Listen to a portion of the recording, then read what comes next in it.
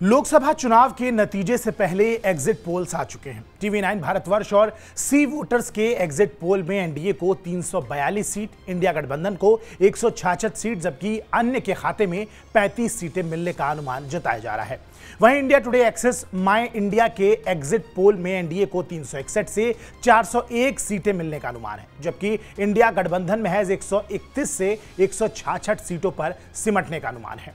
1 जून को जारी तकरीबन सभी एग्जिट पोल में बीजेपी जीत की हैट्रिक लगाती नजर आ रही है। ऐसे में यह जान लेना जरूरी है कि एग्जिट पोल होता क्या है, इसे कैसे कराया जाता है और इसकी शुरुआत कैसे हुई। सबसे पहले इस शब्द का मतलब समझते हैं। एग्जिट का मतलब होता है बाहर निकलना। इसी शब्द से समझा जा सकता है कि वोट करने के लिए बाहर निकले मतदाता से उसकी राय ली जाती है कि उसने किस पार्टी या किस उम्मीदवार और किन मुद्दों को लेकर वोट किया है। इसके लिए अलग अलग एजेंसियां अपने अपने कर्मियों को पोलिंग बूथ के आसपास तैनात कर देती हैं और जानती हैं कि जनता का मूड आखिर क्या है। यह भी एक तरीके का सर्वे ही होता है। आमतौर पर पोलिंग बूथ पर हर 10वें शख्स से, या फिर कोई पोलिंग बूथ बड़ा है तो वहां पर 20वें शख्स से सवाल पूछा जाता है। एजेंसियां अपने कर्मियों को पोलिंग बूथ पर इसलिए खड़ा करती हैं क्योंकि मतदाता के मन में यह बात ताजा होती है कि उसने किस प्रत्याशी के लिए वोट किया है। वोटर से मिली जानकारी के आधार पर विश्लेषण किया जाता है। फिर यह अनुमान लगाने की कोशिश की जाती है कि चुनावी नतीजे क्या हो सकते हैं। देश और दुनिया में कई कंपनियां हैं जो एग्जिट पोल और चुनावी सर्वे का काम करती हैं। अलग अलग एजेंसियां अपने अपने आंकड़े जनता के सामने रखती हैं। फिर इनका मिलन असली वाले चुनावी नतीजों से किया जाता है। जिसके आंकड़े इन नतीजों के साथ मेल खाते हुए दिखे, वही एग्जिट पोल सही मान लिया जाता है। इन सब के बीच लोगों के मन में कई सवाल भी होते हैं कि आखिर ये एग्जिट पोल होते कैसे हैं, भारत में इसका क्या इतिहास है और इनके आंकड़े कितने सही होते हैं। इन्हीं सवालों के जवाब हम भी इस वीडियो में जानने की कोशिश करते हैं।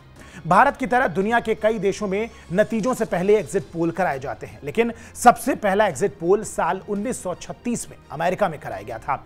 जॉर्ज गैलप और क्लॉड रॉबिन्सन ने न्यूयॉर्क में सर्वे किया था, जिसमें फ्रैंकलिन डी रूजवेल्ट की जीत का अनुमान लगाया गया था, जो चुनावी नतीजों में सच साबित हुआ। इसके बाद 1937 में ब्रिटेन और 1938 में फ्रांस में पहले एग्जिट पोल्स हुए थे। जहां तक भारत की बात है तो इसकी शुरुआत साल 1957 लोकसभा चुनाव के दौरान हुई थी। Indian institute of public opinion ने एक एग्जिट पोल कराया था। एग्जिट पोल के लिहाज से 1996 का लोकसभा चुनाव बेहद अहम माना जाता है। यह पहली बार था जब टीवी पर एग्जिट पोल के नतीजे दिखाए गए थे। दूरदर्शन पर एग्जिट पोल दिखाए गए। Centre for the studies of developing society यानी कि CSDS ने दूरदर्शन के लिए सर्वे किया था। उस चुनाव में CSDS ने अपने एग्जिट पोल में खंडित जनादेश का अनुमान लगाया था, जो कि बिल्कुल सच साबित हुआ। बीजेपी सबसे बड़ी पार्टी बनकर उभरी, लेकिन पूर्ण बहुमत से काफी दूर थी। अटल बिहारी वाजपेयी प्रधानमंत्री बने, लेकिन बहुमत ना होने की वजह से 13 दिनों में इस्तीफा देना पड़ा। 1996 के बाद देश में एग्जिट पोल का चलन तेजी से बढ़ा। फिर जब प्राइवेट चैनल अस्तित्व में आए तो साल 1998 में पहली बार किसी निजी चैनल के लिए एग्जिट पोल किया गया। एग्जिट पोल को लेकर भारत में पहली बार 1998 में गाइडलाइंस जारी की गई थी।